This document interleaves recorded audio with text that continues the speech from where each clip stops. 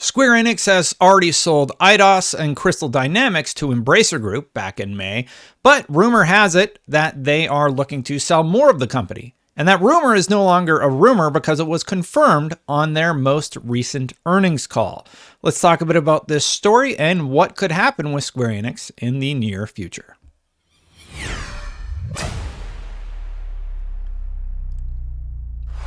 Thank you for watching, everybody. If you like my content, don't forget to hit that subscribe button, hit that bell to know when it goes live. We've gotten it down to something like 65% of people who watch are actually subscribed. So thank you to everybody who has subscribed lately. This story comes way of David Gibson, who did a bunch of tweets, but I'm going to take a look at the VGC collection really quick because there's a few interesting quotes in here. Basically, Square Enix has reportedly confirmed it's looking to sell stakes in its studios. Now, this comes after the sale to Embracer Group, where they got rid of Eidos and Crystal Dynamics. Crystal Dynamics did confirm they're still working on the Xbox game Perfect Dark, as well as the rumored Tomb Raider thing that we talked about a few days ago on the channel. But this is really interesting that they're not done. They're going to continue looking for people to purchase their studios. So let's just look at Dave Gibson's original Twitter thread where he's sort of going over all this. Highlights from the conference call. Strap on your boots. This is a doozy. Crystal Dynamics and Eidos sales was driven by concerns that the titles cannibalize sales of the rest of the group, so it could improve capital efficiency. Now, reacting to that, another analyst who I like to follow, Matt Piscatella, said, "Hey Siri, show me a quote from an earnings call that I'll spend the rest of eternity trying to understand but fail to do so." What in the world? If you don't know, Square Enix for a long time has been talking about how people fail to meet sales expectations over and over again, even though they sell incredibly well for most people's goals, right? So a lot of people have always been shocked by them saying that companies failed to meet sales expectations when anybody else would be happy with it. Somebody else reacted to the quote here. Dr. Serkan Toto said, "Square Enix says they sold Crystal Dynamics and Eidos because they feared sales from these two studios would cannibalize sales of the rest of the company. Who is so dumb to believe this complete and utter BS?" David responded saying, "Yes, I was stunned as well. Final Fantasy titles have what, 5 to 7 years between and no window to release anything else? Come on, really?" What he's saying is, like, there's other games that are going to be coming out. We know you have other stuff in the works. Are you really trying to tell us that these games that have nothing to do with Final Fantasy are somehow cannibalizing your Final Fantasy sales? So what's really going on here is the idea that this is phase 2 about their diversifying their portfolio. Back to the VGC article, they say, according to Gibson, the sale of Crystal Dynamics and Eidos to Embracer Group was phase 1 of Square Enix plan, and phase 2 will be diversification of studio capital structure. They say rising development costs of making games means with 100% owned studios, they need to be selective and concentrate resources, which limits expansion. Gibson wrote, as such, the publisher will be doing a studio portfolio review. Well, spoilers, you have a lot of Final Fantasy games. Some studios will remain 100% while others will change equity method or joint venture, Gibson explains, adding that Square Enix will also look to expand the studio portfolio. So, what? Some studios will remain 100% while others will change equity method or joint venture, Gibson explained, adding that Square Enix will also look to explore to expand the studio portfolio. So you want to get rid of studios, but you want to expand studios.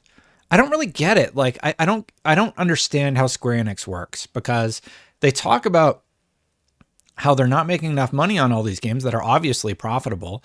The people that they partner with have negative reactions to partnering with them. And then they say stuff like, well, we want to get rid of a bunch of stuff, but also expand over here to make new stuff. You have amazing studios. I just don't get what's going on. Anyway, according to Gibson's reporting on the call, the biggest impact is on EU-US studios around large titles. And that change means Square Enix will be able to allocate resources mainly to Japanese titles, so Final Fantasy.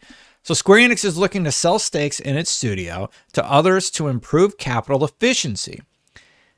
He summarized, right when others like Sony, etc., are buyers, I would expect Sony, Tencent, Nexon would be interested. Square Enix capitalized game dev costs are currently running at $480 million, he wrote. But post the Crystal Dynamics Eidos sale, the company will have $1.4 billion in cash and zero debt, which is plenty to fund the expanded game investment and not sell down stakes in its studio. Following the conference call, the publisher's share price rose, so their stocks went up. It's currently 11% higher than its price when the market closed yesterday. So Square Enix got a big boost from this story, but it's really confusing because Square Enix, to most of us, seems like they're doing well. They talk about how sales of their games are down, and yet they're constantly withholding stuff coming from at least the Xbox platform, but things are still coming to PlayStation and PC. I don't know if I have a theory that that's because they're trying to really play nice with Sony right now, because Sony is probably the partner that makes the most sense for them if all of this stuff happens in phase 2, as they call it, where they end up partnering with Sony. If you think about it, since like for me, since like the PS2 era, I've largely associated even the PlayStation 1 era, I've largely associated Final Fantasy as a PlayStation property. Final Fantasy 14 never came to Xbox. Final Fantasy 10 like eventually did years later when they remastered it. But like for the PS2 era, that's sort of when I was super into PlayStation. And the PS3 era, I've always been into PlayStation. But anyway, Final Fantasy would usually come to the PlayStation platforms, and it seems like an exclusive. And we know Final Fantasy 16 is going to be PlayStation exclusive. Let me see. Final Fantasy 14, 15, 16. Yeah, we're on 16, right? I'm losing track of what number we're on right now.